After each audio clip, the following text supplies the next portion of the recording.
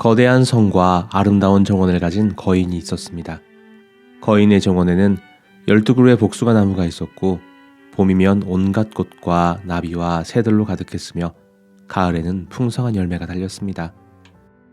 그러던 어느 날 거인은 기나긴 외출을 하게 되었고 마을에서 아이들이 성에 들어와 정원에서 뛰놀았습니다. 아이들이 뛰놀자 정원은 더욱 아름다워 보였습니다. 하지만 7년 뒤 거인이 돌아와서 아이들에게 몹시 화를 내며 쫓아냈습니다. 거인은 높은 벽을 세운 뒤 침입자는 엄벌에 처한다는 팻말을 붙였습니다. 아이들은 길거리에서만 놀게 되었고 정원에는 더 이상 새들이 찾아오지 않았으며 나무는 열매를 피우지 않았습니다. 잔디밭 사이에서 어떤 아름다운 꽃 한 송이가 고개를 내밀었지만 아무도 없는 정원을 보고는 다시 땅으로 숨어버렸습니다. 그렇게 봄이 왔지만 거인의 정원은 늘 찬바람과 눈보라만이 찾아오는 겨울이었습니다. 그러던 어느 날 아침 거인은 창밖에서 오랜만에 들려오는 새소리와 향기를 느끼고 창문을 열었습니다. 아이들이 담벼락의 작은 구멍으로 들어와 정원에서 놀고 있었던 것입니다. 아이들이 앉은 나무들마다 꽃이 피고 새가 노래하며 푸르른 잔디가 되살아났습니다. 하지만 구석에 있는 나무 한 그루는 여전히 눈과 서리에 덮여 있었습니다. 그 나무 아래에는 키가 작아 가지에 닿지 못해 울고 있는 작은 아이가 있었습니다. 거인은 모든 것이 자기 때문이었다는 걸 깨달았습니다. 그리고 아이를 들어 올려 나무 위에 앉혀주었습니다. 그러자 나무가 꽃을 피웠습니다.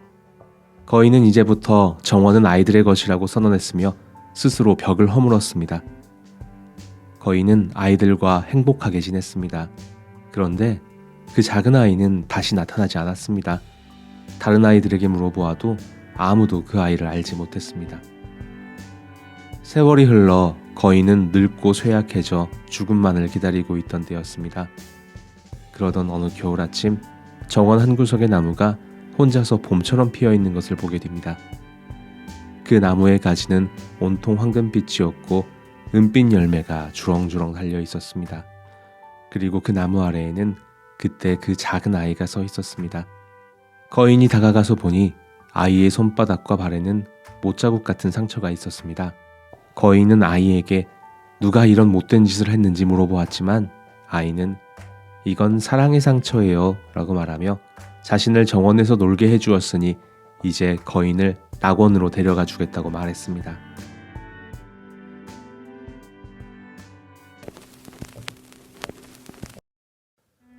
오스카 와일드의 동화 거인의 정원의 원제는 이기적인 거인입니다.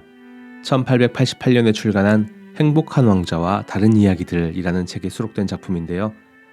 행복한 왕자가 이미 소유의 무상함을 깨닫고 자신을 내어주는 이타심과 희생의 이야기로 시작했다면 이기적인 거인은 소유에 대한 집착으로 인해 고립과 메마름에 빠지다가 결국 개방과 이타심이 주는 행복을 깨달아가는 여정이라는 점에서 훨씬 더 인간의 여정과 닮아 있습니다. 거인의 아름다운 정원은 내면의 이상적인 상태를 상징합니다. 그런데 이 공간은 소유와 공유라는 갈등 관계 속에 서 있습니다. 누군가에게 침범당하고 싶지 않은 소유의 대상이지만 공유하지 않으면 시들어버리는 행복입니다. 그래서 거인이 담장을 세우는 장면은 단순히 물리적인 장벽뿐만이 아니라 이기심으로 철저히 다른 사람과 단절된 상태를 의미합니다. 그 후 겨울이 찾아오는데요. 행복한 왕자에서는 도시 전체를 뒤덮는 추위를 통해 세상에 얼어붙은 마음 한가운데 서 있는 거룩한 인물을 표현했다면 이기적인 거인에서는 온 세상에 따뜻한 봄이 와도 자신의 마음 때문에 얼어붙은 극심한 고독의 상태를 표현합니다. 이제 거인은 행복이란 독점하려는 순간 사라진다는 것을 깨달으며 자신의 공간을 타인들에게 허락하게 됩니다. 특히 나무에 오르지 못하는 작은 아이를 도와줌으로써 나무에 꽃이 피는 장면은 약한 이에게 도움을 베풀 때 자신의 마음에도 꽃이 피어난다는 이야기입니다. 손과 발에 상처가 있는 아이는 오스카 와일드의 종교적 상징으로서 신적인 존재가 비밀스럽게 인간들 사이에 들어와서 우리를 올바른 길로 인도한다는 상징이라는 걸 알 수 있습니다. 하지만 마지막까지 이 아이를 다시 만나지 못했다는 설정은 세상은 운명론적이기보다는 스스로 노력하고 정진하며 선을 추구해야 하는 면이 아주 크다는 것을 의미하기도 합니다. 그런데 거인이 죽기 전 이 아이가 다시 나타나 거인을 낙원으로 데려갑니다. 상처 입고 약한 이들에게 자신을 내어주는 삶이야말로 죽음 이후의 영원한 행복까지 이어진다는 교훈을 주려는 의도인 것입니다. 결국 이기적인 거인은 천국에 가게 됩니다. 행복한 왕자가 처음부터 완성된 인격의 신적인 존재로 등장하는 반면 이기적인 거인은 변화하고 성장해 나가는 사람으로 묘사됩니다. 우리는 누구나 타인에게 나를 열어주지 못하는 면 때문에 고립과 외로움을 느끼기도 하지만 변화될 수 있는 가능성이 있는 존재라는 사실, 그리고 행복해질 수 있다고 말하는 동화 거인의 정원이었습니다.